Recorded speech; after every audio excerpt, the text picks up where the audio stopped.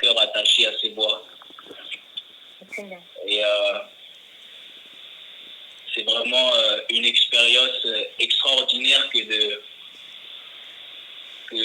de se laisser nourrir par ce Père-là qui prend soin de nous. Le pain quotidien, c'est vraiment ce que l'âme peut désirer de plus cher. Il n'y a rien de plus... il n'y a rien qui puisse compenser la portion de son esprit qu'il veut nous accorder chaque jour. Rappelez-vous que la Bible dit que Yahushua était rempli de son esprit sans mesure. C'est pas encore notre cas en fait. Nous avons reçu les arts et par sa grâce, on reçoit de plus en plus. Et le chemin est encore long. Donc, nous ne devons pas nous satisfaire de quelques acquis parce que, en réalité, comme Paul le dit dans 1 Corinthiens 8, si quelqu'un croit connaître quelque chose, il n'a rien connu comme il faut connaître. L'apprentissage, c'est vraisemblablement un processus interminable. Vous savez, dans le livre de 1 Pierre chapitre 1er, on nous dit que les prophètes, les hommes d'Élohim qui nous ont précédés et qui ont rendu témoignage de la gloire de Dieu, ont mené des investigations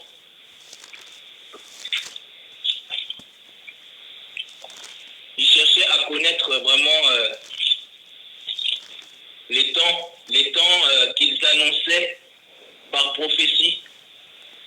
Vous voyez, je vais prendre ça. En Pierre chapitre 1er, verset 12. Mais il leur fut révélé que ce n'était pas pour eux-mêmes, mais pour nous qu'ils administraient ces choses que vous ont annoncé maintenant ceux qui vous ont prêché l'évangile par le Saint-Esprit envoyé du ciel et dans lequel les anges désirent plonger leur regard. Donc, si les anges désirent plonger leur regard dans l'évangile, c'est révélateur d'une profondeur, c'est révélateur d'un savoir qui n'est pas encore connu dans son étendue. Et ça nous pousse à vraiment prier le Seigneur qui nous accorde les moyens, la force, rester dans l'humilité. L'humilité parce qu'au fur et à mesure que le feu prend dans la vie d'un homme, il y a un réveil spirituel. Il y aura toujours en contrepartie une opposition croissante qui le ramènera à sa condition d'être humain faible, qui se veut pesante, puisque nous avons à lutter quotidiennement pour réprimer les passions et les désirs de nos corps de chair et faire mourir la loi qui agit dans ses membres pour atteindre cette perfection qui est notre objectif.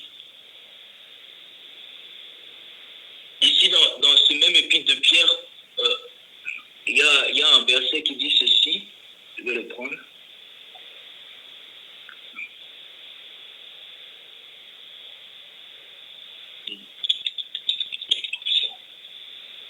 C'est pourquoi saignez les reins de votre entendement, soyez sobres et ayez une entière espérance dans la grâce qui vous est présentée, jusqu'à ce que Jésus-Christ soit révélé.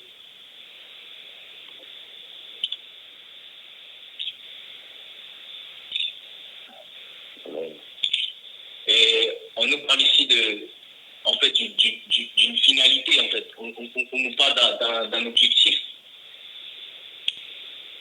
Et c'est aussi ça qui nous donne de garder la vision que nous avons, la vision que tout à chacun doit doit cultiver dans son cœur par rapport aux choses que nous attendons.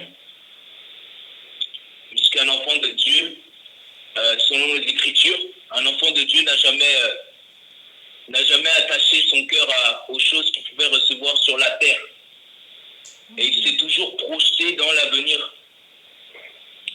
Le visionnaire, c'est quelqu'un qui est le messianique, le précurseur de Yahushua, celui qui marche sur ses traces. C'est quelqu'un qui s'attache aux choses qu'il n'a pas encore expérimentées. Et on va le voir tout à l'heure parce que c'est quelque chose qui ressort, qui est poignant dans la plupart des témoignages. En fait, je voulais prendre l'épître de Pétros, et je trouvais pas le verset biblique, mais je l'ai trouvé, c'est le verset 9. On nous dit, obtenons le salut de vos âmes, qui est le but de votre foi. Alors, si je parle un peu fort, vous me dites. Hein. Donc, le mot but, ici, c'est... Veuillez m'excuser, comme je n'ai pas vraiment l'habitude d'exhorter comme ça. Et c'est vraiment pour moi, en même temps, un privilège, mais aussi, ça me bouleverse un peu, quoi. Je sais que le Seigneur m'a déjà utilisé dans l'exhortation, mais c'est une discipline qui est encore vraiment... c'est tout frais pour moi, quoi. On nous dit, dans le verset 9, on nous dit que le mot ici, le but, c'est la fin ou c'est ce par quoi se termine une chose.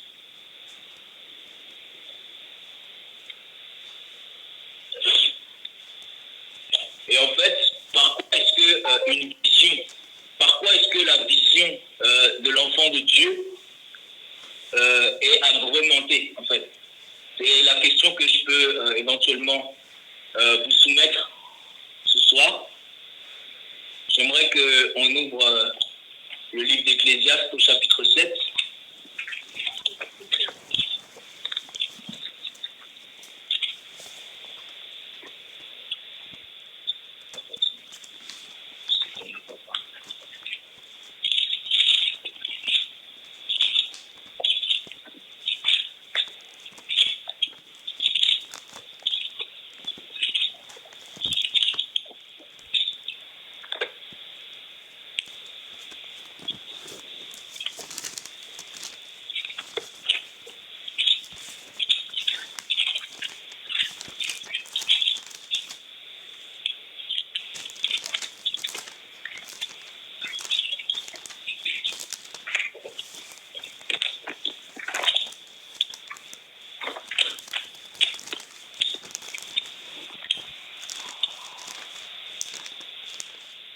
Ecclésiaste chapitre 7,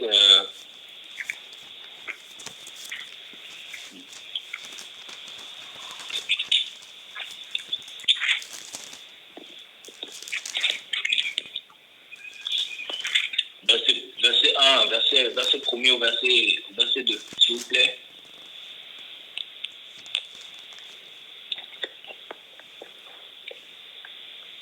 Tu veux que je lise Ecclésiaste 7, verset 1 dans la parole de vérité second.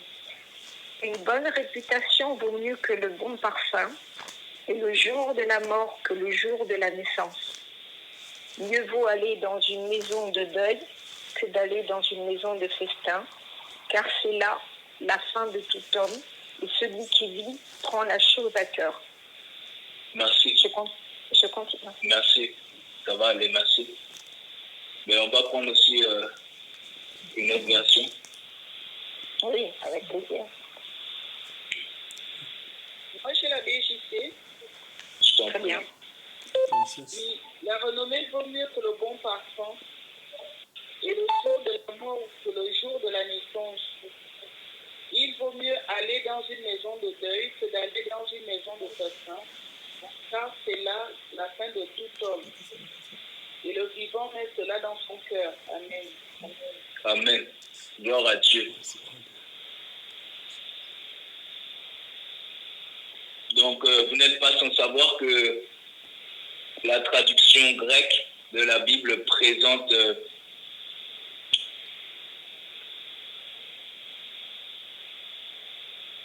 plus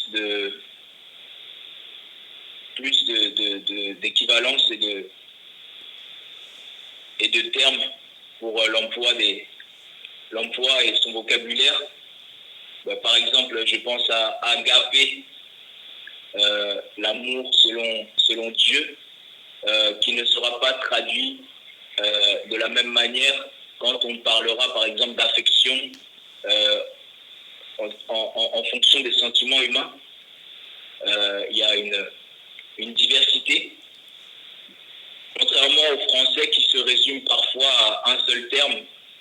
Et ici, on emploie l'hébreu shem pour parler de réputation, renommée. Vous voyez? Et pour ma part, j'ai le sentiment que bon nombre d'écrivains que Dieu a suscités pour rendre témoignage de sa gloire et du parcours éloquent de leur vie terrestre avec Christ ont à nous apprendre sur l'art et la manière de lui plaire, de lui être agréable et s'imprégner de la richesse qui peut ressortir de leur récit, de leurs écueils, de leurs témoignages. Ça ne peut que booster notre foi. Il n'y a pas de terminaison dans la révélation que peut nous apporter la méditation quotidienne de la parole de Dieu. Amen, amen. Cet homme, Shlomo, a le mérite d'avoir parlé de ce qu'il avait expérimenté avec Dieu, avec une connaissance de cause tout à fait acceptable, puisque ce fut un homme qui ne s'est rien refusé pendant sa vie et qui n'a pas pour autant négligé la vie d'Élohim dans bon nombre de ces aspects. Ici, on nous parle de cette renommée, ce nom, cette réputation qui vaut mieux qu'une bonne nuit.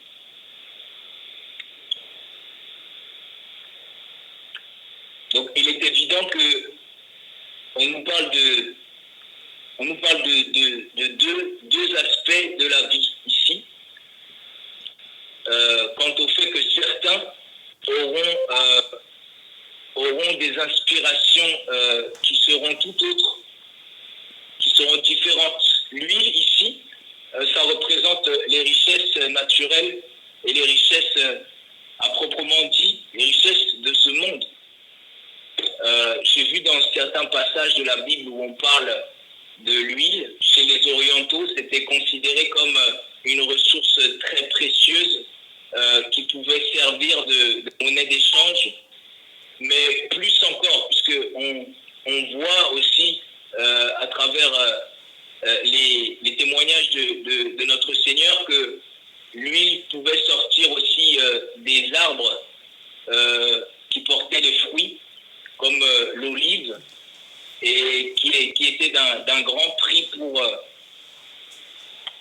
les Israélites, pas seulement les Israélites d'ailleurs. Et cette huile, aujourd'hui, elle est à l'origine de bon nombre de motivations. À plus forte raison, dans les temps dans lesquels nous sommes, on voit que énormément d'hommes discréditent par leur vie le témoignage de Yahushua lorsque il le véhicule, tout simplement. Parce qu'aujourd'hui, c'est simple comme bonjour de se mettre à servir le Seigneur dans la chair. Il suffit simplement de cliquer sur YouTube, d'ouvrir un compte et puis c'est parti. La plupart des gens ont les moyens aujourd'hui technologiques pour s'enregistrer. Et c'est malheureusement déplorable parce que ces gens ne font que conforter les athées qu'ils ont raison de croire que Dieu n'existe pas. Dans le livre de Tite, je vais ouvrir ça rapidement pour vous.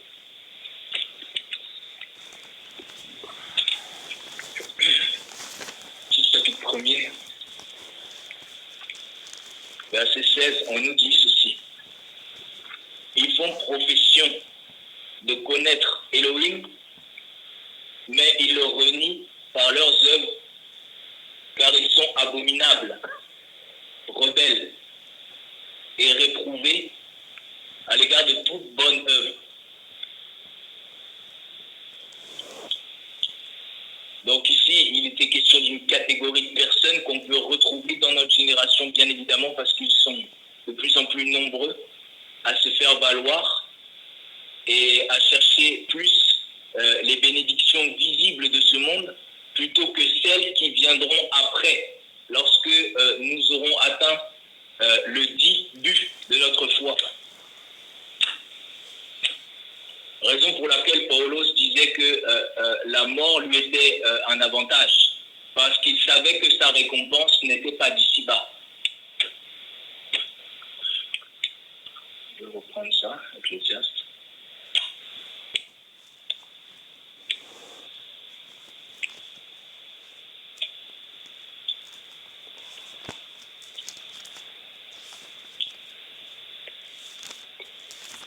Excusez-moi, je cherche un peu.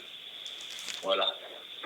Donc, le mot Shem en hébreu nous parle de la réputation. Bien entendu, ça évoque aussi le témoignage. Le témoignage, c'est le tout de la consécration d'un homme. Dans le livre de Apocalypse, chapitre 19, verset 10, on nous dit que le témoignage de Jésus-Christ, c'est l'esprit de la prophétie. Donc, quelqu'un qui est conduit par l'esprit de la prophétie vivra comme Jésus-Christ a vécu. Quelqu'un qui vit comme Jésus-Christ a vécu aura la réputation pour agrémenter sa vision et le faire tenir jusqu'au bout.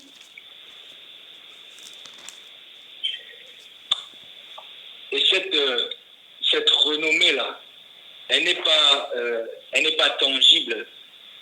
Elle n'est pas forcément, pour ainsi dire, palpable ou visible à l'œil nu.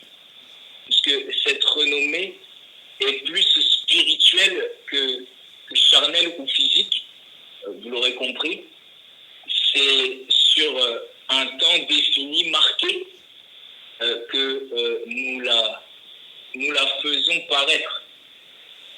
À partir d'un moment jusqu'à un autre ici, on nous dit, il vaut mieux aller dans une maison de deuil, au verset 2, que d'aller dans une maison de festin. Voyez? Et on nous dit, le jour de la mort vaut mieux que le jour de la naissance. On peut ici comprendre que le jour de la mort est réservé aux hommes.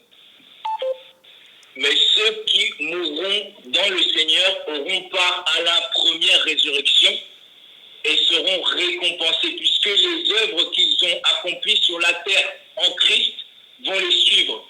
Et ils auront droit et ils ne perdront pas leur récompense. Et ils entreront dans ce qu'on appelle l'accomplissement de la promesse de la vie éternelle. Puisque un chrétien ne vit pas pour savourer le temps présent, mais pour savourer le temps qui viendra après sa mort physique, la vie éternelle.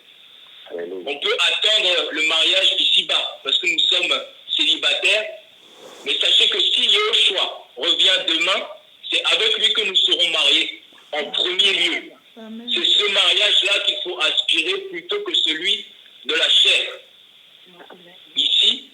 Ici, on nous dit que le jour de la mort vaut mieux que la naissance. Pourquoi? Parce que à la naissance, tu hérites de la vaine manière de vivre de tes pères. 1 Pierre chapitre 1er verset 18. Tu hérites de ta nature corruptible et par conséquent, tu vas forcément en payer le prix. Je vais simplement...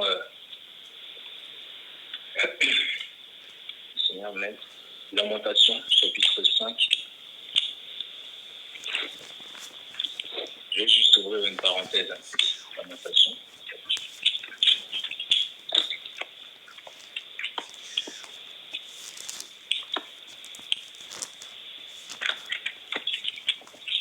Si quelqu'un peut m'aider.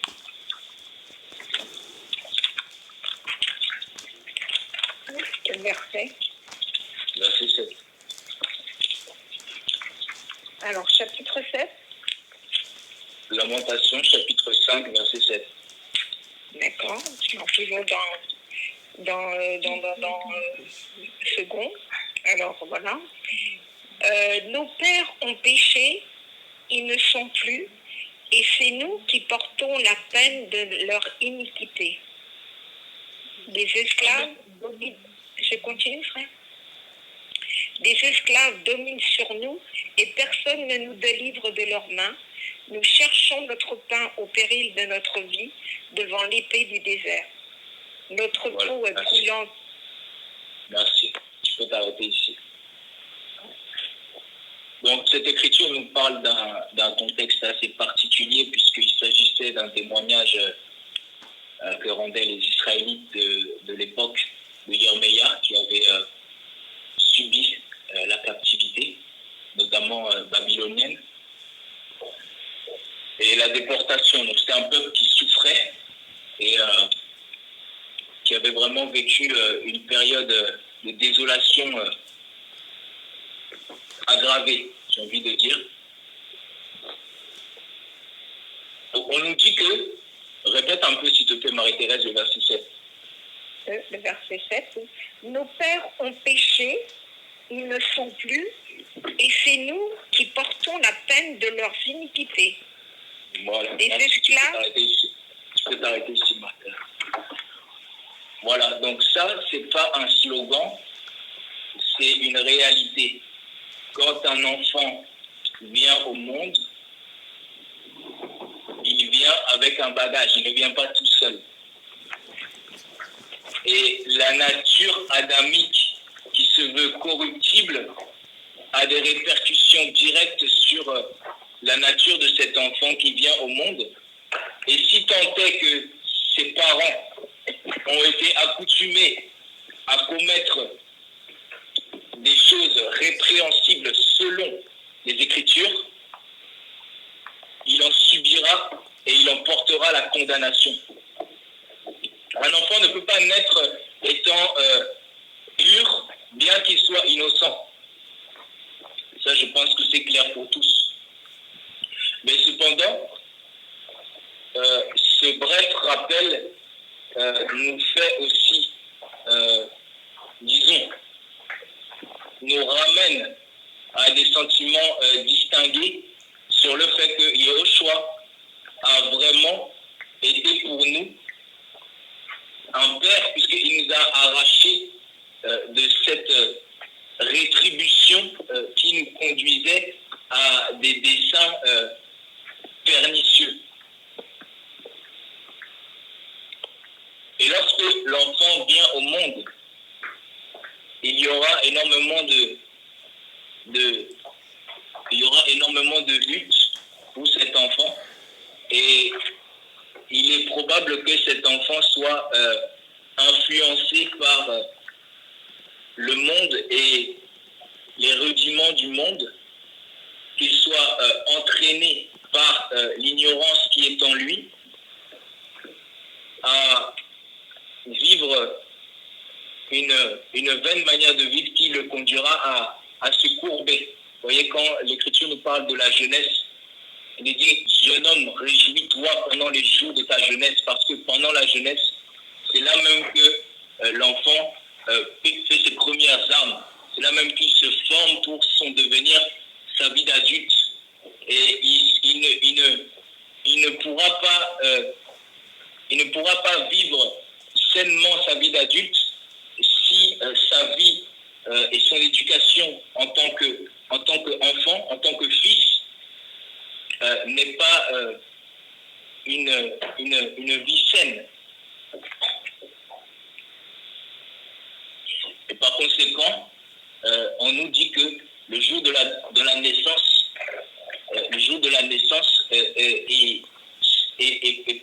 précède, il survient alors des temps difficiles, jusqu'au temps marqué où le Seigneur vient et efface les ordonnances et les lois qui nous condamnaient, efface les transgressions et ôte l'épée de Damoclès qui était pesante au-dessus de nous à cause de la condamnation, à cause de l'héritage de nos parents. Et ici, on nous parle vraiment on met l'accent sur le shem, la réputation, parce que c'est plus précieux que l'or périssable d'avoir une renommée, d'avoir une bonne réputation, que d'avoir finalement tout ce qui appartient aux valeurs pécuniaires et matérielles que nous pouvons obtenir dans ce monde, puisque lorsque nous avons le témoignage, nous sommes connus du Seigneur. Dans le livre de 1 Corinthiens, je vais reprendre ça, 1 Corinthiens 8.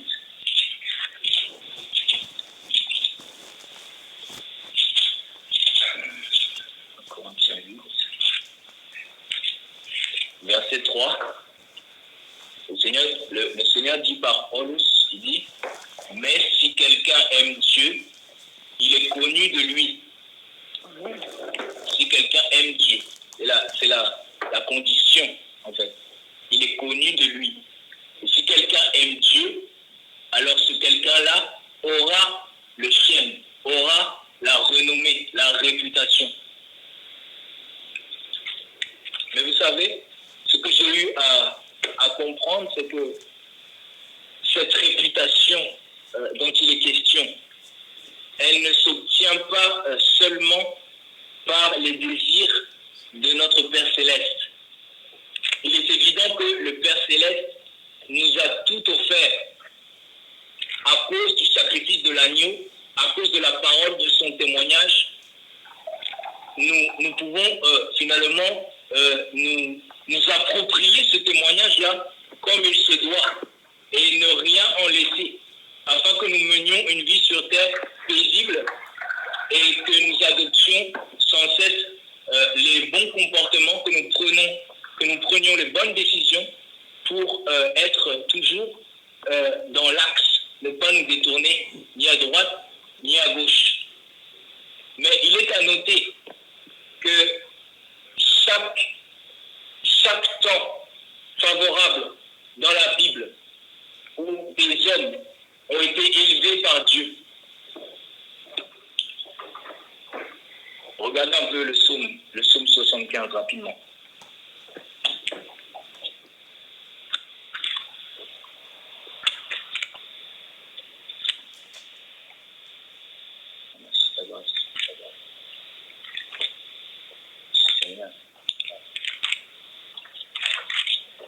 Quel verset?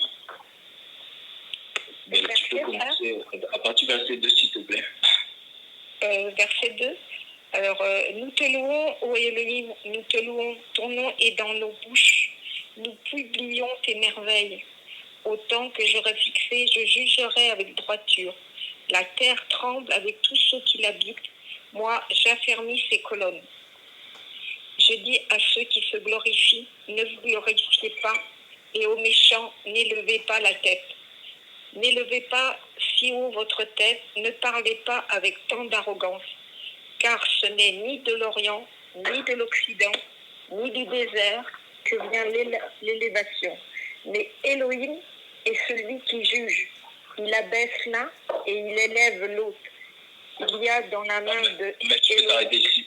Tu peux t'arrêter ici. Oui. Voici. Donc, c'est plus particulier particulièrement le verset 6 à 7 qui nous intéresse, puisqu'on nous dit que c'est l'élévation qui vient de Yahushua lui-même. Et on nous parle ici notamment de celles et ceux qui n'ont pas la crainte de Dieu et qui prospèrent dans leurs activités sur la terre. Vous savez, il y a souvent des questions qui reviennent de la part des inconvertis. Pourquoi est-ce que le méchant prospère-t-il? Pourquoi est-ce que cela se passe comme ça dans telle vie et cela n'est pas, il n'y a pas de témoignage dans ces vies puisque ces gens-là vivent dans la dépravation. Et quant à ces gens-là, par contre, ils se tiennent droit, mais pourtant ils souffrent. Vous voyez, c'est le genre de question qui vient à notre cœur par conséquence que nous n'avons pas la connaissance de la vérité, parce que c'est tout à fait légitime de se poser ces questions. Voyez. Mais ici, dans les Écritures, nous avons parfaitement l'occasion d'avoir une réponse des plus enrichies, en fait, pour répondre à cela. Parce que ces hommes et ces femmes qui se livrent à leur penchant et qui ne tiennent pas compte de leur corruptibilité, malgré que leur conscience les reprend, et malgré que le Seigneur lui-même envoie jusqu'à 1 millier d'hommes sur leur chemin pour leur prêcher le retour à la parole, la repentance, ces gens-là n'ont pas d'espérance. Voyez, ces gens-là n'ont pas d'espérance, et par conséquent, ils se voilent eux-mêmes la face et ils donnent accès au diable dans leur vie pour aveugler leur entendement et leur cœur s'endurcit. Voyez, dans le livre de Ecclésiaste, chapitre 8, verset 11, on nous dit que parce que la sentence contre les mauvaises œuvres ne s'exécute pas aussitôt, parce que la sentence contre les mauvaises œuvres ne s'exécute pas promptement, voyez, la rétribution n'est pas aussitôt, puisque Dieu est patient. Ne voulons pas que le méchant périsse, mais qu'il vienne à la repentance. À cause de cela, Ecclésiaste chapitre 8, verset 11, à cause de cela, voyez, à cause du fait que cet homme-là jouit de ses plaisirs charnels sans qu'il y ait de rétribution, son cœur, à cause de cela, le cœur du Fils de l'homme se remplit en lui ou se remplit en eux. Marie-Thérèse, tu peux le prendre s'il te plaît. Oui, dans quoi? Dans quoi? Ecclésiaste chapitre 8, verset 11. Ouais. Je l'ai lu tout à l'heure, non? Je l'avais lu tout à l'heure? Non, c'était pas ça, non. C'était autre chose que je t'avais donné. D'accord. Alors.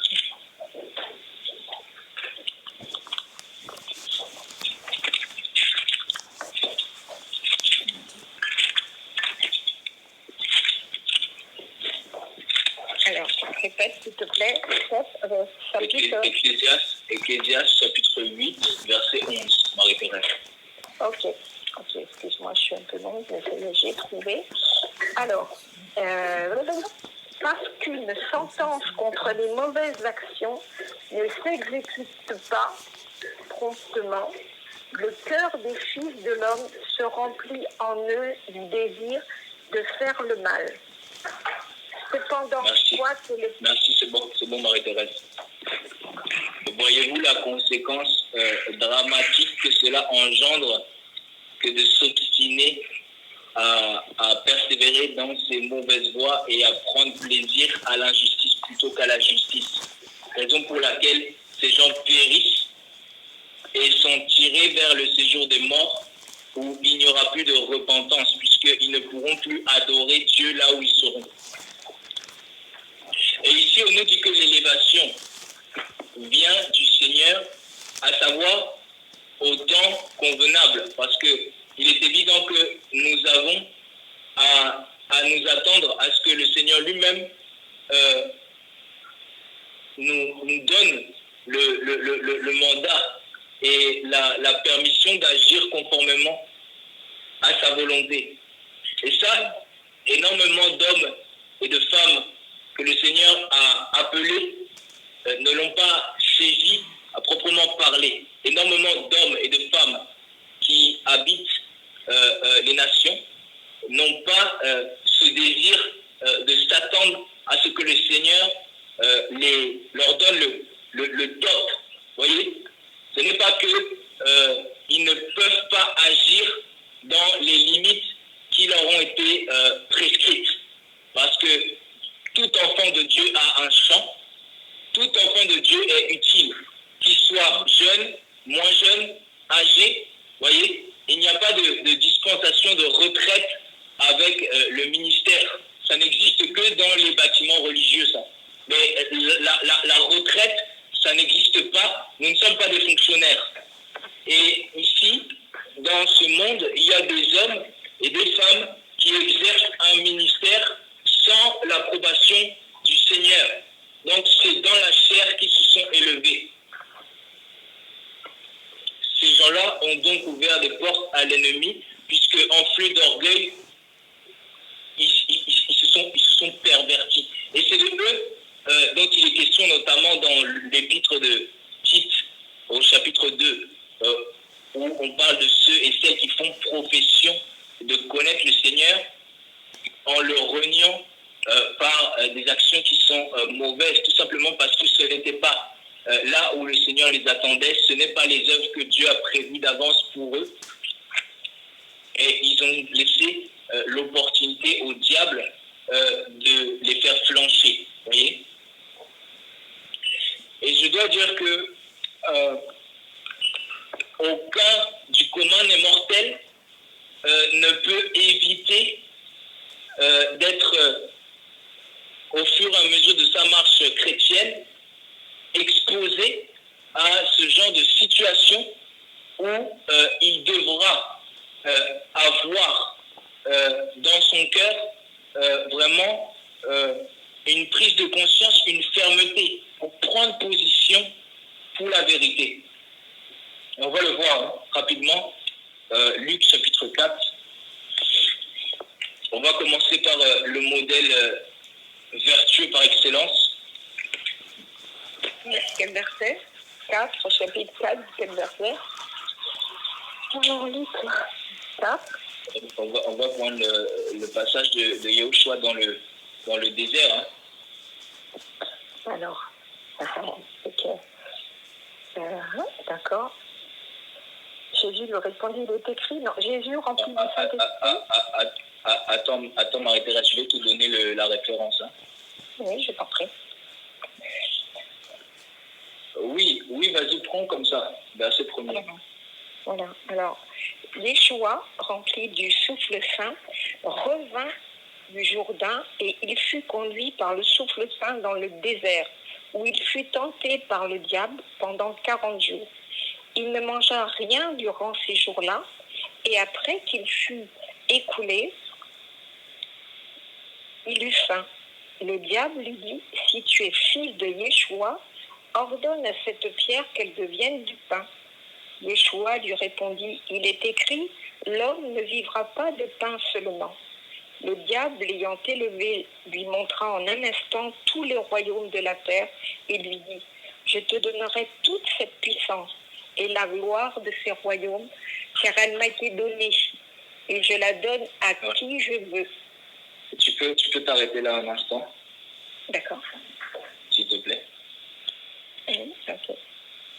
Voilà. Donc, je ne pense pas qu'il existe dans les Écritures un plus bel exemple de fermeté et de prise de position. Puisque là, on parle du Maître en lui-même. Vous voyez, dans le livre de Marc, chapitre 1er, on nous relate cette tentation que Yahushua a vécue. Et on nous dit que les anges, il était avec les bêtes sauvages et les anges le servaient. En fait, ici, on parle de l'expérience de Yahushua dans le désert. Et quand on emploie le terme en grec du mot service, là, ici, en fait, il est question d'une réflexion, en fait, spirituelle. On dit dans le mot service que les anges le nourrissaient Yahushua, en fait, en esprit. Vous voyez? Ça veut pendant tout ce temps où Yahushua était privé de nourriture, il n'était pas sans être nourri par les anges de son Père.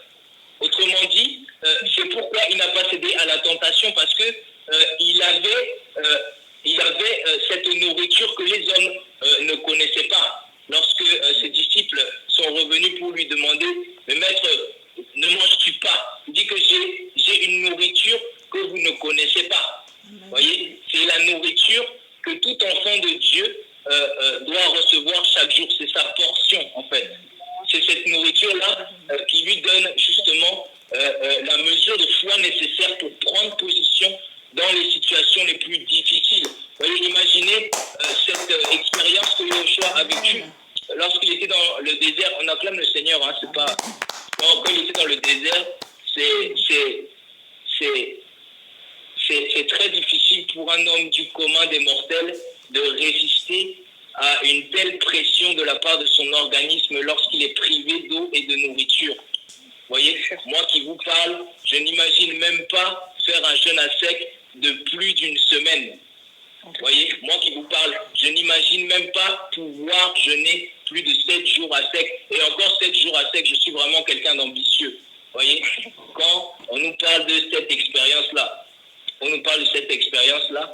mais on nous parle du maître, hein, donc le maître, hein, c'est le maître. Hein, donc, voilà.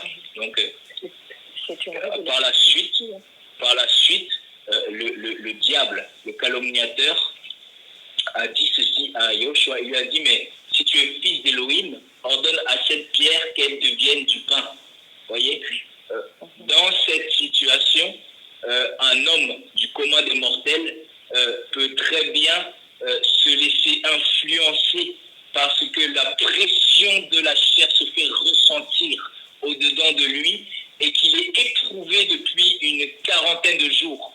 Voyez, et qu'il peut très bien se laisser séduire par cette parole que le serpent a donnée à Ève d'ailleurs.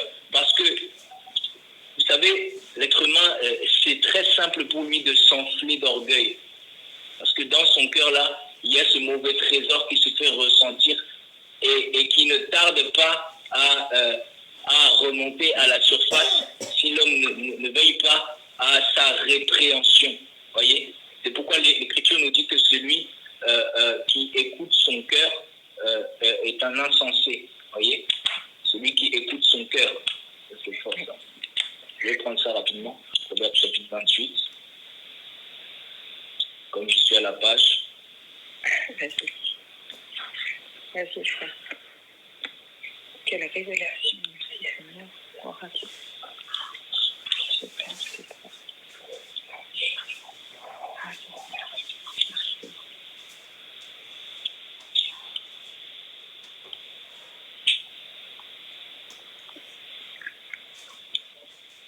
Oui, donc Proverbe chapitre 29, verset 11 nous dit, l'insensé fait sortir tout son esprit, mais le sage a du recul et le calme.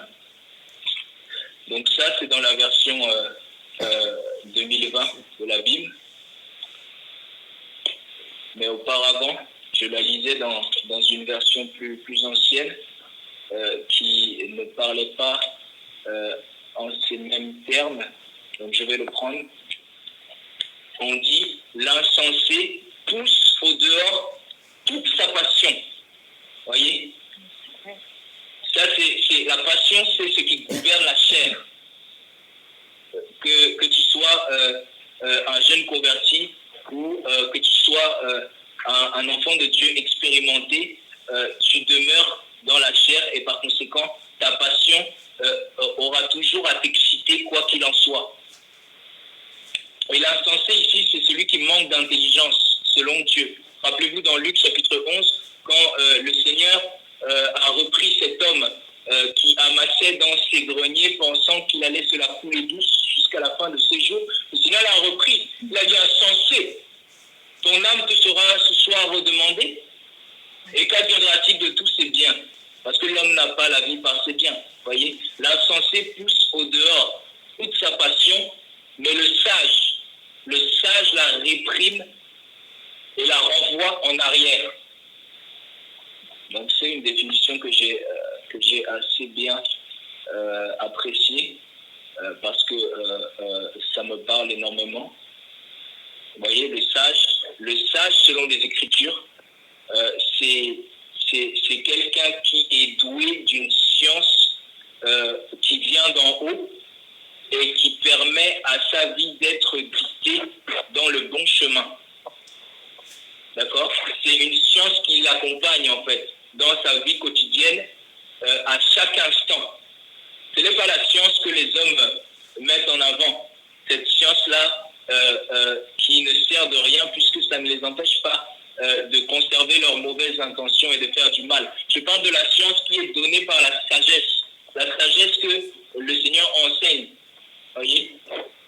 Le sage la réprime, sa passion, et la renvoie en arrière. Voyez un peu la qualité de vie qu'un homme sage peut disposer, puisqu'il a la force nécessaire et requise pour renvoyer sa passion en arrière.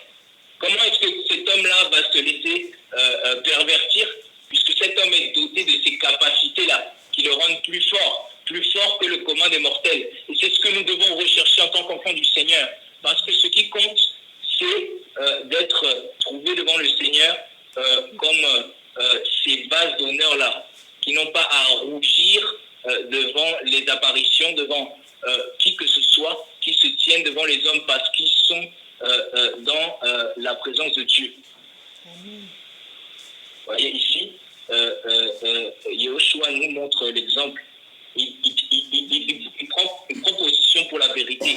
Ne peut-il pas tenter? Le diable dit qu'il a cherché à l'élever. Dans Luc 4, on nous dit que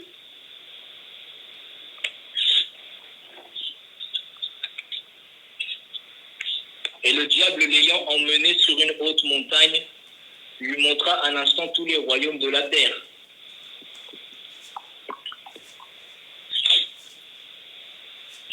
Marie-Thérèse, tu peux reprendre ta version? Oui, verset oui 4. alors, 4. Oui, verset combien? Chapitre 4, verset 4 à 5. Elohim lui répondit, il est écrit, l'homme ne vivra pas de pain seulement. Le diable, l'ayant élevé, lui montra en un instant tous les royaumes de la terre et lui dit, je te donnerai toute cette puissance et la gloire de ces royaumes, car elle m'a été donnée et je la donne à qui je veux. Je continue, frère. Donc si tu te prosternes devant moi, elle sera toute à toi. Elohim lui répondit, il est écrit, tu adoreras Elohim ton roi et tu le serviras lui seul. Le diable le conduisit encore à Jérusalem, le plaça sur le haut du temple et lui dit, si tu es le fils d'Elohim, jette-toi d'ici en bas, car il est écrit, il donnera des ordres à ses anges à ton sujet, afin qu'ils te gardent. Et ils te porteront sur les mains de peur que ton pied ne heurte sur une pierre. Elohim lui répondit, il est dit, tu ne tenteras point Elohim ton roi. Après l'avoir tenté de toutes ses manières, le diable s'éloigna de lui jusqu'à un moment favorable. Merci. Voilà. Donc, il faut repasser dans notre cœur la conduite vertueuse que Yahushua a eue à ce moment-là, puisqu'il n'y a pas plus belle conduite que la Bible peut nous retranscrire, en fait. Puisque ici, le Seigneur a pris position pour la vérité et en tout point, il n'a pas été sujet à la sensibilité de sa chair ou les sentiments. Il a été ferme et c'est ce qui lui a donné l'ouverture sur la suite de son épopée, de sa trajectoire en tant que précurseur, puisque Yahushua est présenté aussi comme le précurseur, en fait, dans Hébreux, chapitre 6, verset 19. Le précurseur, c'est celui qui fraye le chemin au Seigneur. Et quand on lit l'évangile, de Luc 4 à Luc 7, on nous parle de ce témoignage poignant que Yahushua a donné au peuple de cette génération d'Israélites, ce message-là qui a révolutionné l'existence temporelle et intemporelle de l'être humain, puisque Dieu n'est pas... Dieu, le temps est soumis au Seigneur. Mais jamais jusqu'alors, les hommes n'avaient imaginé un seul instant qu'ils devraient faire face à ce message-là qui fut comme une flèche qui va transpercer leur cœur. Vous savez, vous vous souvenez dans le livre de Actes chapitre 2, lorsque Céphas, Simon Pétros, a été saisi par l'Esprit pour prêcher l'évangile aux Israélites, on nous dit qu'après avoir entendu ces choses au verset 37, Actes chapitre 2, on nous dit qu'ils eurent le cœur touché de componction. Voyez, ils eurent le cœur touché de componction. Donc ça, c'est un terme qui signifie tristesse produite par les effets du repentir, le regret d'avoir offensé Dieu. Voyez, la componction, c'est ce sentiment distingué que seul le Saint-Esprit peut générer dans le cœur qui bat dans notre poitrine et qui nous mène à la repentance, à salut dont nous avons besoin pour être libérés des pièges du diable pour laquelle nous avons été enrôlés pour faire sa volonté selon 2 Timothée chapitre 2 verset, si je ne me trompe, verset 25, 26. Et voyez la componction, c'est ça qui amène à la conversion. J'ai entendu les dires des hommes. Oui, on a gagné des âmes, on gagne des âmes. Mais ça, ce sont des paroles qui sont enflées d'orgueil. Comment est-ce qu'un homme peut avoir la prétention d'avoir gagné une âme au Seigneur? Comment est-ce qu'il a pu atteindre le cœur de cet homme-là pour déposer en lui la componction qui précède la conviction de péché que seul le Saint-Esprit peut apporter? Voyez, et ça, c'est à cause de ces doctrines mondaines, païennes, paganisées, qui sont dispensées au-delà des extrémités de la terre. Ces doctrines de démons que les apôtres n'ont cessé de réfuter, qui de nos jours sont de plus en plus pernicieuses, puisqu'elles sont de plus en plus polluées par les désirs charnels que les cœurs formant que les hommes formant dans leur cœur, voyez, et c'est pourquoi que nous devons vraiment prendre garde à ces doctrines-là et nous attacher résolument à être fermes dans les épreuves que nous avons à vivre. Les sujets, vous savez, le Seigneur, il va éprouver notre foi de plus en plus avant de nous élever, parce que nous sommes appelés à vivre dans une dimension dans laquelle nous devons entrer pour que le nom du Seigneur soit glorifié et pour que nous puissions laisser libre cours aux dons qui nous ont été donnés. Voyez, ça ne se fera pas sans que nous soyons amenés à vivre des expériences. Le Seigneur nous attendra au tourment pour savoir si nous serons en mesure de prendre position pour la vérité. Je vois ici et là beaucoup de choses qui sont faites. Et ce n'est pas un sujet de condamnation, mais malgré le fait que les intentions soient louables dans les actions qui sont menées par les chrétiens, mais je constate qu'il y a encore du mélange. Voyez, il n'est pas rare de trouver des choses du monde dans les œuvres des enfants de Dieu. Et ça, c'est tout bonnement inadmissible, parce qu'on ne peut pas envisager de lier le pur à l'impur. Voyez, mais ça, c'est malheureusement une influence qui se veut mondaine, puisque les dirigeants de toutes ces congrégations religieuses ont ouvert une porte au monde pour s'enquérir de plus de succès dans les entreprises, et c'est la raison pour laquelle leurs doctrines ont eu des répercussions sur les chrétiens d'aujourd'hui. À notre époque, si nous avons reçu le véritable message, la sanctification, la crainte du Seigneur, la sainteté, la vision du royaume de Dieu, la Jérusalem céleste, mais c'est une grâce inouïe que nous avons. Si le Seigneur a permis que nous sortions de ces entreprises religieuses qui nous apportent seulement de boire cette coupe-là. Vous savez, je lisais tout à l'heure dans le livre de Révélation que le Seigneur, je crois même que c'est dans le livre des Psaumes, le Seigneur a versé du haut des cieux une coupe sur la terre. Et dans cette coupe, il y a le vin de mélange, voyez. Et l'Écriture nous dit que les hommes sur la terre ont apprécié s'enivrer de ce vin qui sortait de la coupe que le Seigneur a déversée. Voyez? Et dans cette coupe-là, il y avait la lie, il y avait il y avait le mélange en fait. C'est là où il y a la doctrine du Seigneur, la doctrine du démon. C'est là où il y a un peu du Seigneur, un peu du monde. Alors que le Seigneur a dit « N'aimez point le monde ». C'est pourtant écrit à l'impératif. Il y en a qui se permettent encore de faire des écarts. Revenons à nos moutons. Vous voyez, ici, je parle de la prise de position que le Seigneur a eue. Notamment, ça nous enseigne sur son enseignement pratique, puisque après cela, il a enseigné les rudiments, les véritables traditions à dispenser à son peuple pour le mener à la perfection.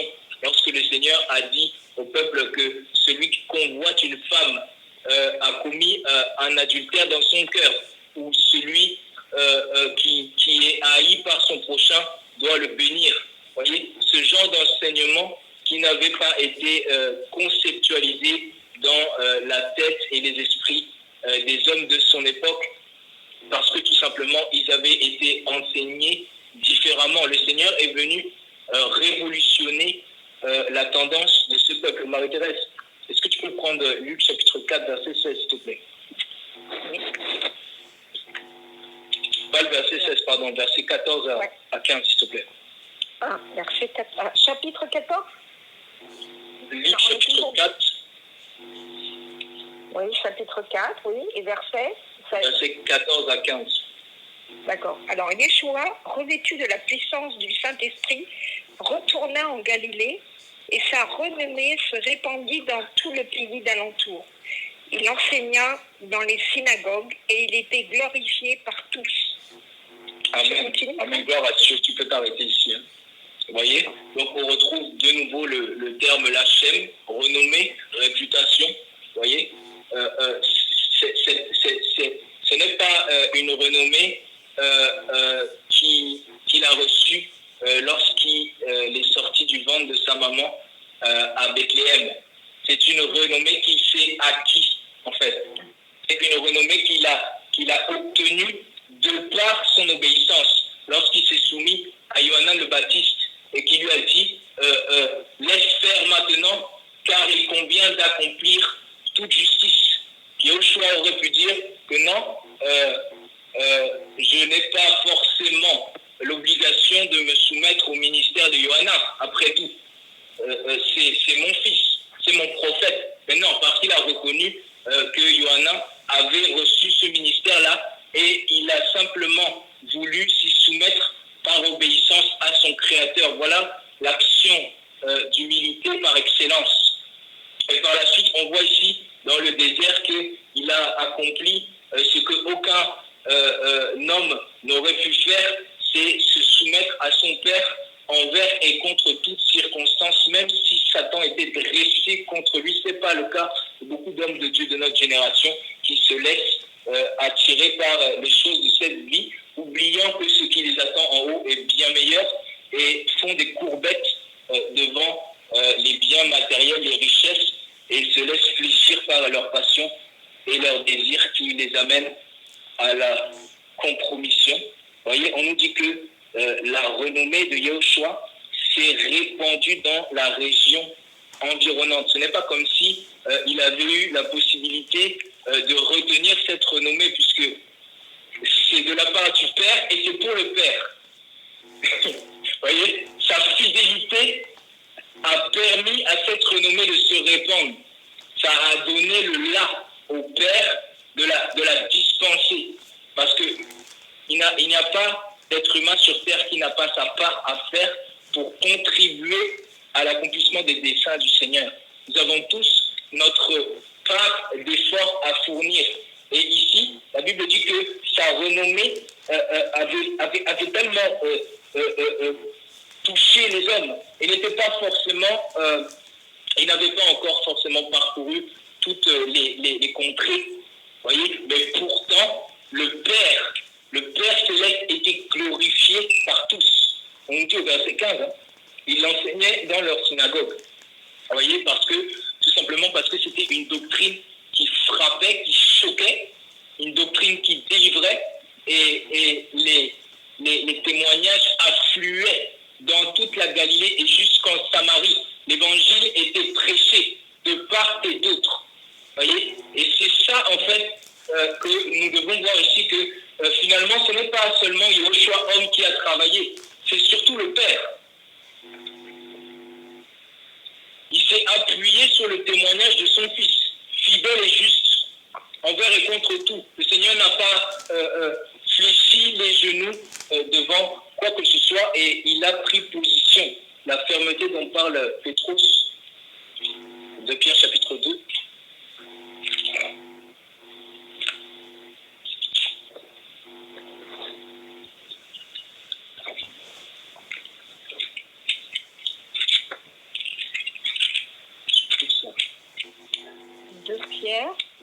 Pierre, chapitre 2, oui, quel verset, s'il te plaît?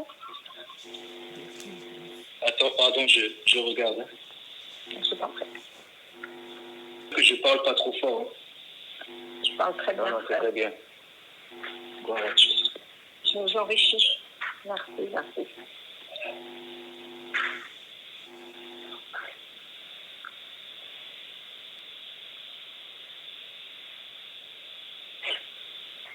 Ok, donc je n'ai pas trouvé, mais c'est pas grave. Hein. D'accord. Juste une parole. Pierre demandait au Seigneur à ce que les églises qu'il avait évangélisées puissent recevoir du Seigneur la fermeté requise pour tenir jusqu'au bout, puisque quoi qu'il arrive, nous devons nous enquérir de rien par rapport aux réussites, aux victoires que nous avons à remporter dans notre marche avec Dieu, puisque tout ce qui provient de lui, que ce soit des choses tangibles comme les choses intangibles. Si aujourd'hui un homme est en mesure de refuser avec force, avec véhémence la proposition de chute qui est tendue devant lui, il est évident que ça ne peut pas venir du Seigneur, puisque Dieu ne tente personne. Et la Bible dit que une personne, un être humain, ne peut rien recevoir si cela ne lui a été donné du ciel. Donc même la fermeté, même la fidélité, même le fait que ta foi ne défaille point, il n'y a rien qui ne puisse venir de la chair, du concours de la chair. C'est le Saint-Esprit qui produit en nous le vouloir et le faire, afin de nous garder justement Romains chapitre 14. Vous voyez, et c'est pourquoi on n'a aucune raison, mais alors vraiment aucune raison de se glorifier ou de s'attribuer quelques mérites. Rendons toute la gloire à Yahushua, parce que jusqu'à ce jour, nous sommes encore debout. Tenons garde de ne pas tomber, nous dit la parole. Amen, amen.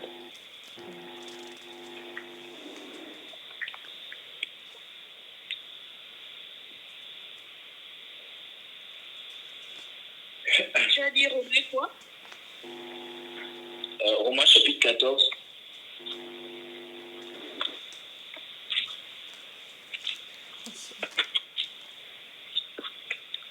Vous voyez, Romains chapitre 14, verset 4 à 5.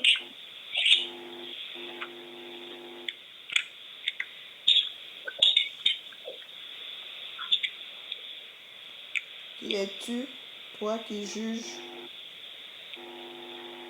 le domestique d'autrui? S'il se tient debout ou s'il tombe, cela regarde son Seigneur. Mais il tiendra, car Elohim a le pouvoir de le faire tenir. En effet, tel juge un jour supérieur à un autre, tel autre les juge. C'est bon, ça c'est bon. C'est bon. Donc dans d'autres versions, on nous dit que s'il bronche, c'est pour son propre maître, et ce chrétien faible sera affermi. Donc dans ta version, c'est le faire tenir. Dans ma version, c'est affermir. On dit qu'il sera affermi car Dieu est puissant pour l'affermir. Donc dans le contexte actuel, on parlerait d'un homme qui outrepasse les droits que lui accorde l'Évangile pour juger arbitrairement un serviteur de Dieu. Mais pour ce qui nous concerne, on parlera du fait que c'est le Seigneur qui affermit l'être humain.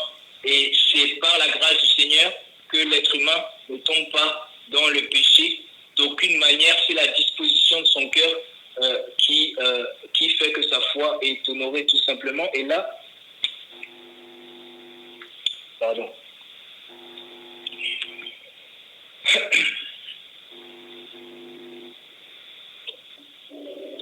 Voilà. Donc, ça fait partie des situations de la vie qui sont à même d'être présentées devant nous. La question est de savoir si l'amour que nous avons pour Yahushua est assez fort pour nous prémunir de toute chute. Est-ce qu'on aura ce jour-là où on sera sujet à des épreuves-là, la fermeté qui est requise? Je pense que tout à chacun est fixé sur ce point. Je voulais prendre ce passage-là parce que tout simplement, ça fait partie des attentes en fait. Et tout le long de la Bible, je n'ai pas vu un serviteur, un prophète manquer à cet impératif-là que d'être éprouvé et d'être sujet à une situation. Le Seigneur me donne un roi 13. On parle de ce prophète-là qui s'était fait influencer par un faux prophète, alors qu'il avait eu l'ordre de ne pas manger, mais il s'est laissé séduire en fait. Vous voyez, cet homme-là, il a mal terminé, il s'est fait dévorer, alors que le Seigneur l'attendait au tournant, lui demandant justement de prendre position pour la vérité. Et nous avons à nous enquérir de certains rudiments qui sont bibliques, certaines traditions, si on ouvre pour notre prospérité. Hein. Je parle de la renommée, je parle de la réputation. Cela ne se fera pas sans chercher à épouser notamment certaines traditions. Je vais ouvrir un passage dans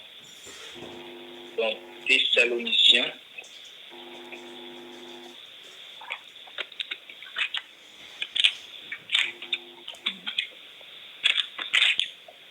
Et vous allez comprendre là où je vais en venir par la suite, hein, ne vous inquiétez pas.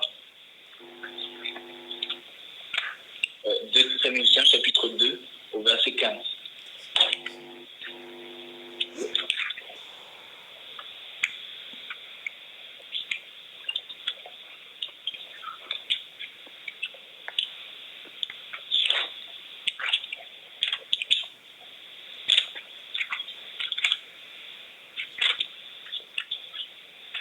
Quelqu'un est là parce que je ne l'ai pas trouvé, hein, excusez-moi.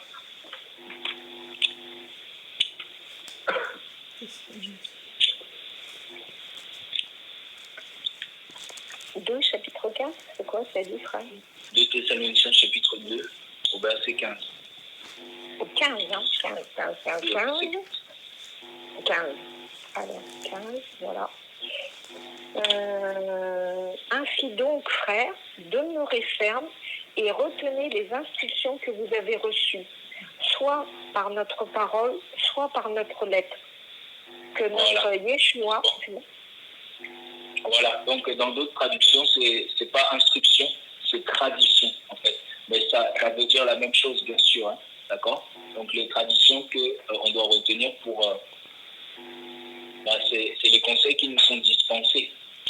Et en fait, ils n'ont pas d'autre but, ces conseils, ces instructions, ces ordonnances, ces traditions, qui ne sont pas des traditions humaines, hein, bien sûr, ils n'ont pas d'autre but que de nous conforter dans la vision du royaume. Parce que ces hommes et ces femmes qui ont été suscités par le Père ne sont d'autres que des modèles d'intégrité dont nous devons nous inspirer pour nos vies. Raison pour laquelle nous nous efforçons de consacrer tous nos efforts à prêter attention à cet évangile, cette prophétie-là, qui n'est pas issue une interprétation particulière. Vous voyez, ces traditions-là, cet évangile-là, même les anges du Seigneur veulent plonger leur regard dedans. Ces traditions-là, on doit faire qu'un avec ces traditions. On doit aller dans ces écritures-là.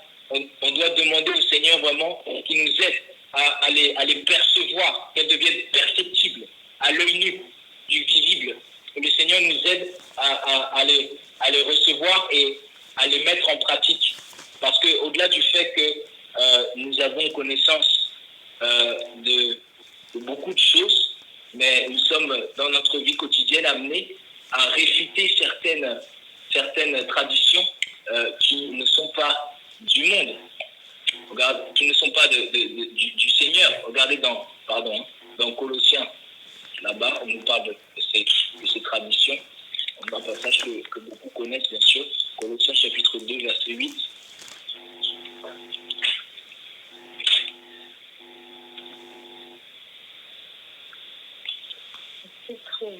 Prenez garde que personne passe de Colossiens. Prenez garde que personne ne fasse de vous sa proie par la philosophie et par une vaine tromperie, s'appuyant sur la tradition des hommes, sur les rudiments du monde et non sur le Sauveur, Yahweh. Amen, amen, gloire à Dieu. Tout dire. Voilà. Donc, vous n'êtes pas sans savoir que les oracles du Seigneur ont été confiés au peuple juif. Romains chapitre 3, verset 2 le dit. Et par conséquent, ces hommes-là qui nous enseignent dans l'évangile, dans le testament de Yahushua, les hommes qui nous parlent de ces traditions, ont eux-mêmes épousé les traditions de leur père.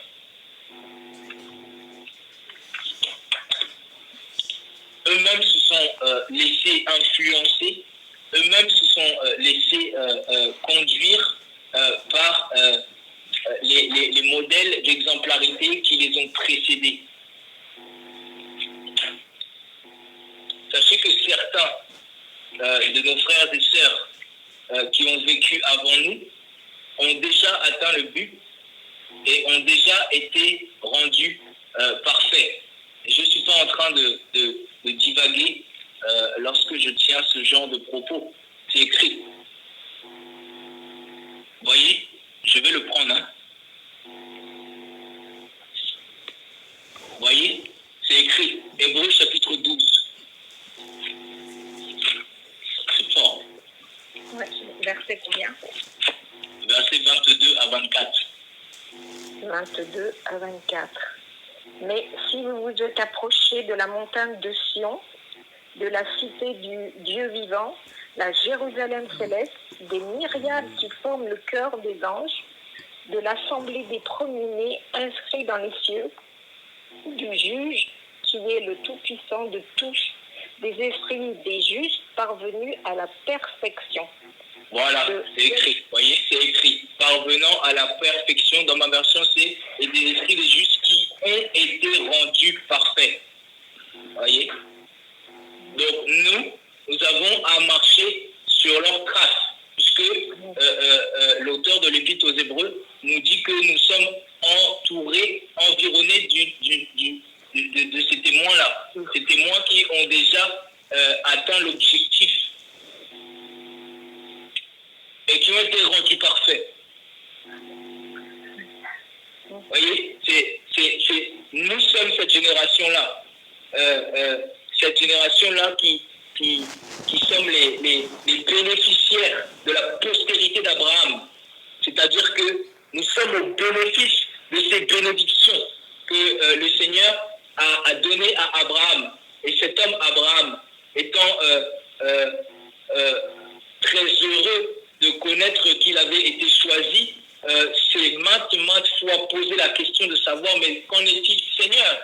Le Seigneur n'a fait que lui vanter les prouesses de sa postérité. Vous voyez? La Bible est claire. La postérité d'Abraham aura seigneuré sur la porte de ses ennemis. Ce sont ces justes-là qui ont atteint la perfection. Parce qu'ils avaient reçu justement cette capacité, cette nouvelle force, cette force requise et nouvelle pour venir à bout de la corruptibilité de leur nature, pour faire face à la compromission et ne pas la laisser gagner leur vie. Vous voyez, le but de notre foi. Donc ça, c'est entre parenthèses. J'aimerais qu'on prenne un passage dans Bereshit, Genèse, s'il vous plaît. Si Clarisse peut prendre le livre de Ésaïe, chapitre 51, s'il vous plaît. Et quelqu'un d'autre va pouvoir ouvrir Genèse, chapitre 15.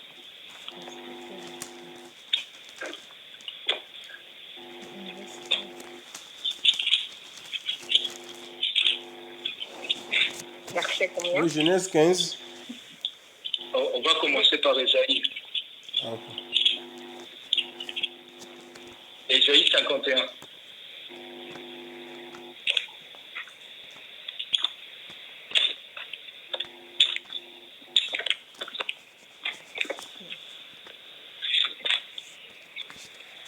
Quel verset, s'il te plaît? 1 à 3. Alors, écoutez-moi, vous qui poursuivez la justice, qui cherchez Elohim. Portez les regards sur le rocher d'où vous avez été taillé, sur le creux de la fosse d'où vous avez été tiré. Portez les regards sur Abraham, votre père, et sur Sarah qui vous a enfanté. Car lui seul, je l'ai appelé, je l'ai béni et multiplié. Amen, amen. On peut s'arrêter ici. Vous savez, depuis Genèse chapitre 3, verset 15, le monde habitable que nous connaissons est en guerre, notamment à cause de la postérité du malin. Et le Seigneur, en disant par l'intermédiaire de sa parole, qu'il méditait sur le moyen de ne pas repousser de lui l'homme qui était banni de sa présence, ce même Seigneur-là n'a jamais cessé de se soucier de son plan parfait pour rétablir l'ordre et l'équilibre dans sa création. C'est-à-dire que, à la suite de cet échec que Adam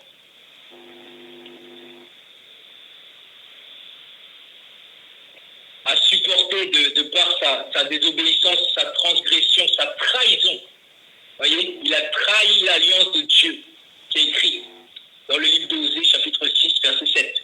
Il a trahi l'alliance de Dieu Adam. Donc, que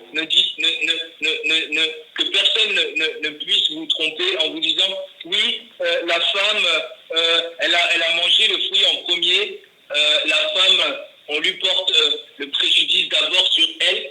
Ça, c'est complètement puéril comme raisonnement. Parce que c'est l'homme qui avait établi comme chef sur la femme, et c'est l'homme qui s'est défilé et qui s'est rabaissé et qui n'a pas assumé ses responsabilités, plutôt que de dire à sa femme, mais non, mais la parole du Seigneur a été claire, pourquoi est-ce que je vais cautionner? Il ne faut pas faire ça. Plutôt que ça, il est allé se cacher et il a prétexté au Seigneur que c'était la femme qui lui avait donné, qui en avait mangé et qui lui avait par la suite donné. Vous voyez, l'exemple parfait d'un lâche dans le livre de Job. Mais c'est de la lâcheté. Hein. Plutôt que d'assumer, il s'est défilé. De la même manière que Judas Iscariote, au lieu de se repentir, il est allé se pendre. Vous voyez, la lâcheté.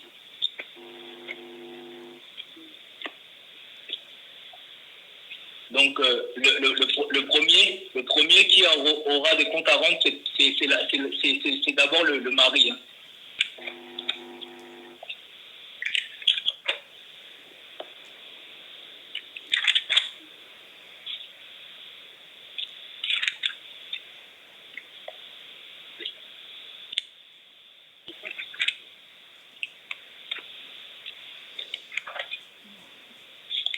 Job chapitre 31, verset 33.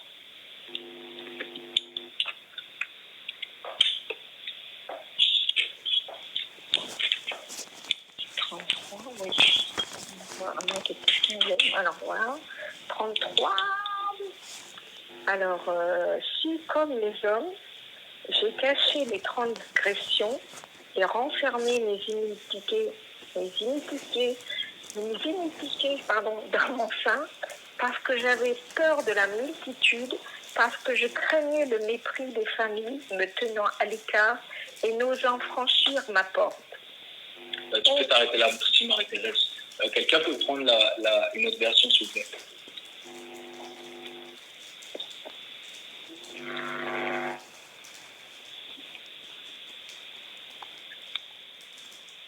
Vous savez pourquoi je vous dis ça? Parce que j'ai entendu qu'il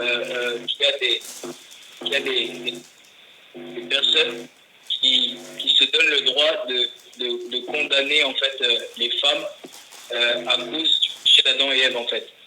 Et c'est comme un fardeau en fait que ces gens-là ils mettent sur ces personnes-là. Et j'ai eu à rencontrer en fait une personne qui m'a témoigné de ça. En fait, c'est une doctrine en fait, comme quoi la femme devait être finalement maudite de par ces faits-là qui sont comptés.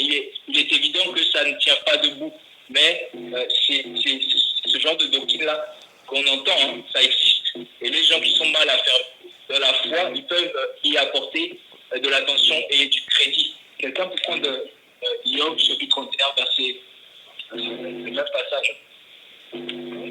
31, quel verset? Ah oui, mais dans une autre version, oui.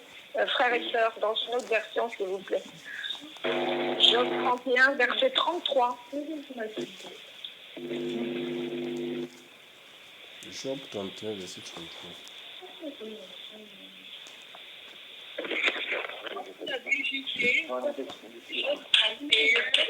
Dans la dernière version. Verset 33, si vous l'avez. Oui, je l'ai, moi. Vous m'entendez ou pas? Oui, vas-y, Maïva, vas-y. Sur ma Bluetooth, je ne sais pas si on m'entend. C'est pour ça, tout à l'heure, je vous parlais. On t'entend bien. On s'entend pas. Alors, si j'ai couvert mes transgressions, comme Adam, en cachant mon iniquité dans mon sein, parce que je redoutais la grande multitude, que le mépris des familles me faisait peur, et que je sois restée dans le silence, sans sortir de ma pensée. Voilà, merci beaucoup. Vous voyez, donc on a des exemples, des cas dans nos vies par rapport au sentimentalisme, etc. Les rapports que nous entretenons avec nos familles respectives. On vient des régions différentes sur la terre, mais chaque peuple a ses particularités, ses coutumes, ses traditions. Et nous n'avons pas à laisser ces choses, si ce sont des rudiments du monde, hein, si ce sont des traditions d'hommes, nous avons à les dénoncer avec fermeté en fait. Parce que sans pour autant que ça nous empirisse de quelque manière par motif de conscience, puisque nous sommes à même de justifier notre refus d'obtempérer à ce genre de comportement. Et c'est là que nous sommes amenés à faire toute la différence et à nous démarquer par rapport aux chrétiens de notre génération qui ne le font pas et qui cèdent.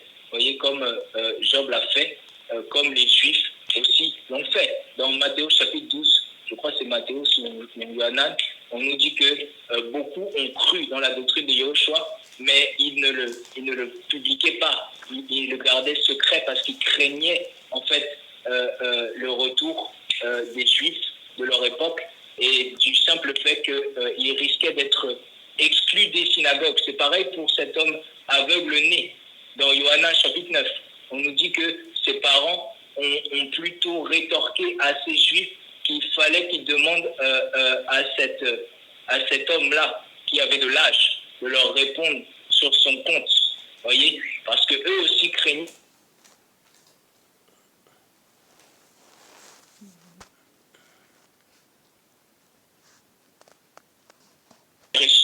15, verset 18.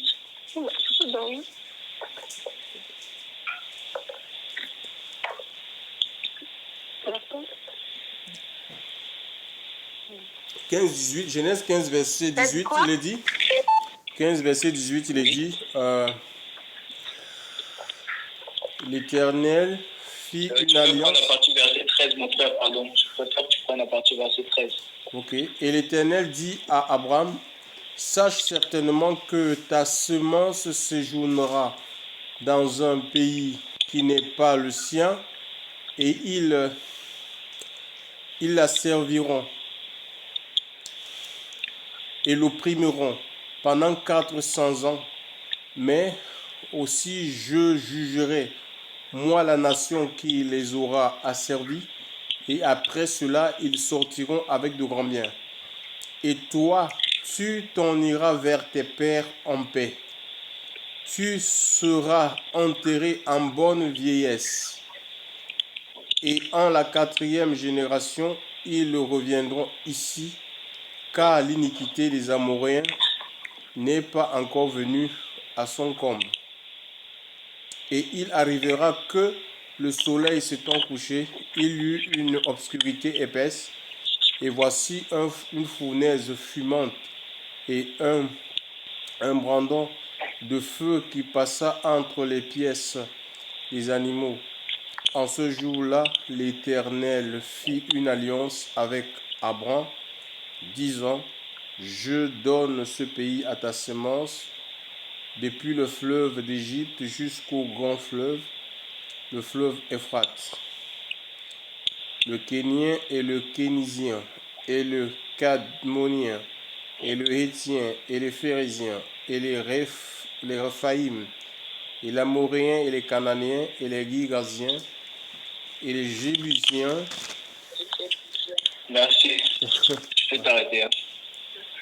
Ok. Ouais, c'est bon? Donc, oui, très bien. On se souvient tous de ces grandes lignes. Et finalement, c'est un point de départ culminant par rapport à notre foi, puisque ici, on nous dit que Abraham, donc Abraham, c'est en hébreu, c'est Abraham, ça veut dire père élevé. Vous voyez sa signification. C'est un descendant de Shem. C'est un descendant de Shem, de Noah, et un de ses pères s'appelait Héber, en fait. C'est la généalogie hébraïque à proprement parler, voyez. Et il a reçu une éducation dans une région de Mésopotamie, notamment Ur en Chaldée, où il a fait ses... Il a vécu en Chaldée. Vous savez, Chaldée, ça veut dire littéralement comme des démons. Si vous regardez sa traduction, Chaldée, vous voyez, comme des démons. C'était une région qui était plongée dans l'apostasie, la confusion généralisée depuis que les fils de Dieu avaient pris des filles sur la surface de la terre et s'étaient accouplés. Ça avait donné des nations sous occupation, perverties par le diable, en fait. Et cet enfant est venu de cette souche corrompue au plus haut degré. Et son père lui avait donné ce nom qui n'est pas sans nous interpeller au niveau de sa signification, père élevé. Il était en mesure de se dire que voilà, il avait la possibilité de se faire tout seul et vivre paisiblement des choses qu'il avait pu acquérir. D'ailleurs, il était marié, il avait une femme au moment où ils sont partis à Charan avec leur père. Et ce neveu-là, Lot, on nous dit au verset 8, lorsque le Seigneur lui parle de sa promesse de le faire, de lui donner un fils et de lui faire hériter de cette terre-là qu'il parcourait sans pour autant s'y être vraisemblablement attaché, puisque malgré toute l'opulence dans laquelle il pouvait être, comme le frère Jean-Georges disait, ils vivaient sous des tentes. Voyez. Et là, au verset 9, au verset 8, Abraham dit, Seigneur Yahweh, à quoi connaîtrais-je que je le posséderais? Donc il pose la question au Seigneur. Par la foi, il dit, à quoi connaîtrais-je que je le posséderais? Et si vous regardez les versets 9, les versets 10, les versets 11, le Seigneur lui répond finalement par une action, en fait. On nous parle de sacrifice ici. Vous voyez que ce bien-aimé a dû offrir sur l'autel. On nous dit qu'il prit ces animaux. Le Seigneur a dit prends une génisse de 3 ans, une chèvre de 3 ans, un bélier de 3 ans, une tourterelle et un pigeon. Vous voyez, Abraham s'est attelé au sacrifice, finalement sans obtenir la réponse à sa question. Vous voyez, parce que finalement, on nous apprend plus loin que Yahweh dit qu'il doit savoir, et il insiste sur le terme savoir. Il dit sache, comme une chose certaine, que des descendants habiteront 400 ans comme étrangers dans un pays qui ne leur appartiendra pas. Bon, le frère a lu la suite. On nous parle de cette postérité que le Seigneur a choisi de bénir à travers lui. Donc finalement, ce n'était pas un homme qui vivait pour lui-même, puisque sa bénédiction, en partie, puisque effectivement, c'était un homme qui était riche de la présence de Dieu dans sa vie, et d'ailleurs, il fut appelé son ami. Mais toutefois, Yehoshua a d'abord commencé par lui dire que sa bénédiction toucherait sa postérité. Donc on parlait de ces enfants qui n'avaient pas encore enfanté, qui n'étaient pas encore engendrés. Et Abraham a réussi à résoudre dans son cœur de s'enquérir de ces bénédictions-là qui finalement ne le concernaient pas directement puisqu'on parlait de sa descendance, de sa postérité. Dans la traduction que Georges a lue, on parle de semence, mais dans la traduction BJC, on parle de postérité, donc c'est le même terme évidemment.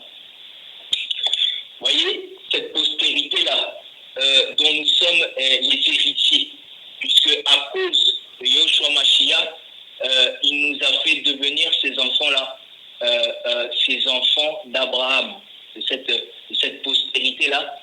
Voyez, cette postérité, il est question du moyen par lequel le Seigneur est passé pour restaurer l'homme qui avait chuté. Voyez, parce que le Seigneur, en faisant l'homme à son image, il n'a jamais résolu un seul instant de s'arrêter à l'échec d'Adam. Au contraire, le Seigneur ne peut rien faire sans que sa gloire puisse éclater. Et l'être humain n'a pas été créé pour être dirigé, gouverné par les mauvaises pensées qui structurent le fond du cœur qui bat dans sa poitrine. Au contraire, il a été créé pour être un modèle, un flambeau, quelqu'un qui véhicule une éthique morale juste et irrépréhensible et qui donne de donner envie à son entourage, à son prochain de connaître Elohim tel qu'il est, parce qu'au travers sa vie, il porte ces fruits-là que Adam n'a pas su finalement porter parce qu'il n'avait pas fait preuve de fermeté. Ici, on voit que Abraham, il n'a pas regardé à sa stature en tant qu'homme.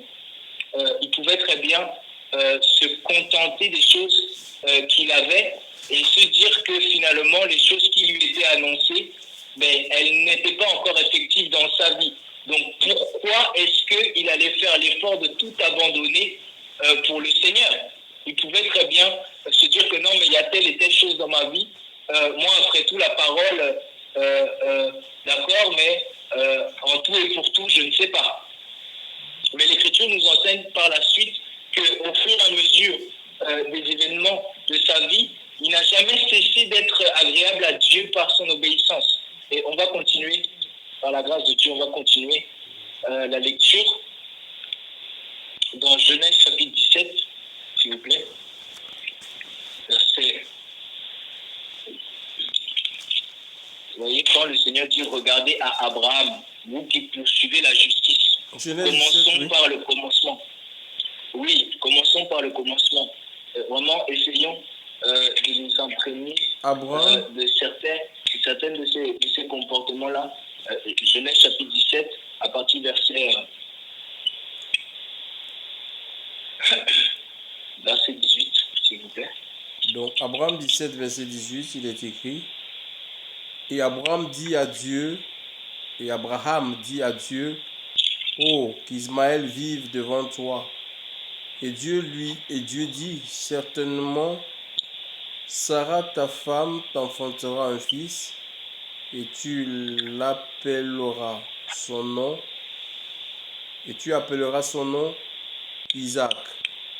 Et j'établirai mon alliance avec lui comme alliance perpétuelle pour sa sémence après lui. Et à l'égard d'Ismaël, je t'ai exaucé. Voici, je l'ai béni et je le ferai fructifier et multiplier. Tu peux t'arrêter ici. Ouais. Merci. Voilà. Donc, encore une fois, le Seigneur insiste sur le fait que c'est sa postérité, c'est son fils qui va être employé pour accomplir ses desseins. Et il est à noter que Abraham avait pendant ce temps-là encore vécu.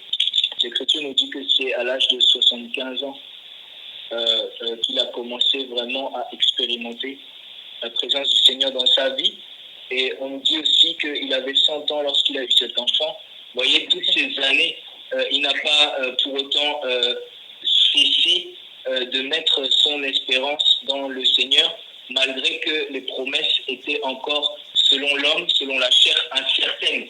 Voyez, mais on nous dit que le Seigneur a parlé à Abraham au sujet de ce qu'il allait faire dans le devenir. Voyez, donc cet homme avait réussi à s'enquérir de la vision du Seigneur pour les nations. C'est-à-dire qu'il avait compris qu'il était un instrument entre ses mains pour sa gloire et qu'il ne fallait pas qu'il s'attende à finalement servir ses intérêts particuliers, comme le font beaucoup.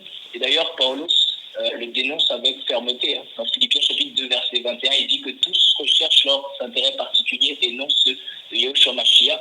Voyez. Et Abraham, c'est pourquoi c'est notre exemple, parce que lui, il a vraiment le mérite d'avoir fait cet usage de force, de violence, pour oublier sa propre personne. Voyez. Parce que il avait déjà enfanté avec Agar, d'ailleurs, selon les dires de sa femme, puisque il aurait très bien pu patienter pour avoir cet enfant légitimement avec sa femme, mais sa femme l'a influencé. Vous savez comment nous sommes les hommes, tellement faibles. Et du coup, il a eu cet enfant, Ismaël. Vous voyez, c'est la vérité. Et on nous dit que dès le plus jeune âge, lorsque cet enfant est né, Ismaël, il y a eu déjà des petites interactions entre les deux postérités. On va le voir plus loin parce que je voulais souligner ça rapidement.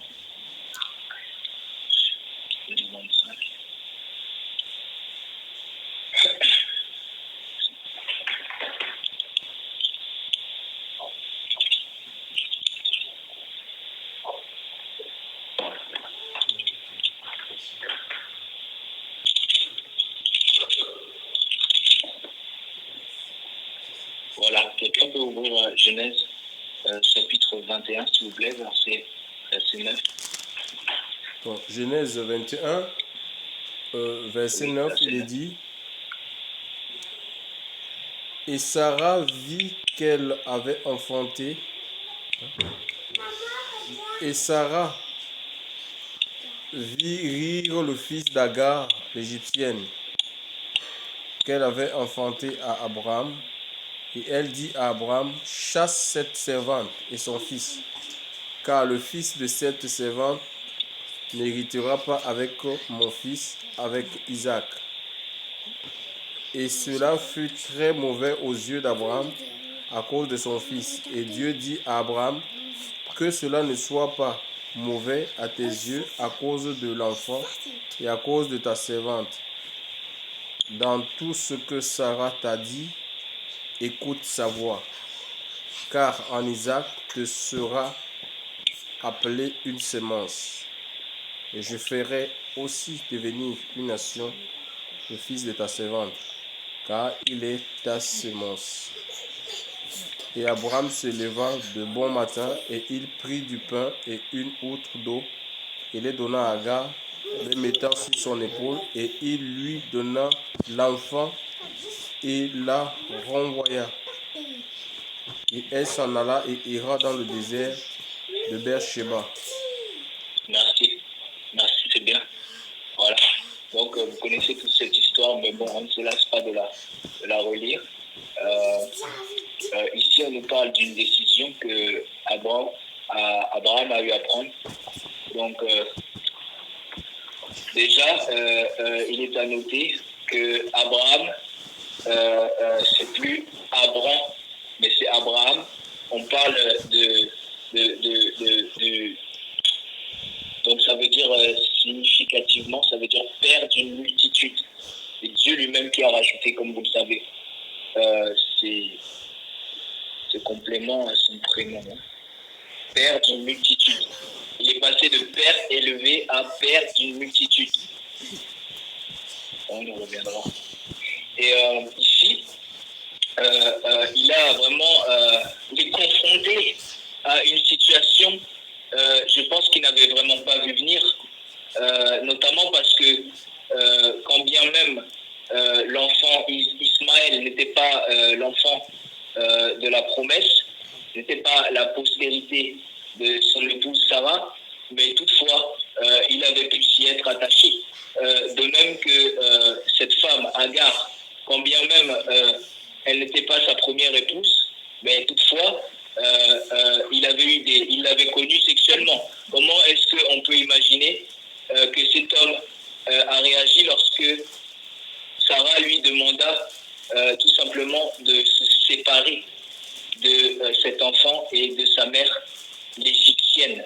Voyez, il faut considérer aussi qu'à cette époque, Yahushua voulait la séparation entre la semence du blé et de l'ivraie, et qu'il n'y a pas de tergiversion à proprement parler à avoir avec les rapports que nous entretenons avec le monde, et à plus forte raison dans la génération actuelle dans laquelle nous sommes, où il est plus que jamais raisonnable et nécessaire de se séparer des mauvaises compagnies.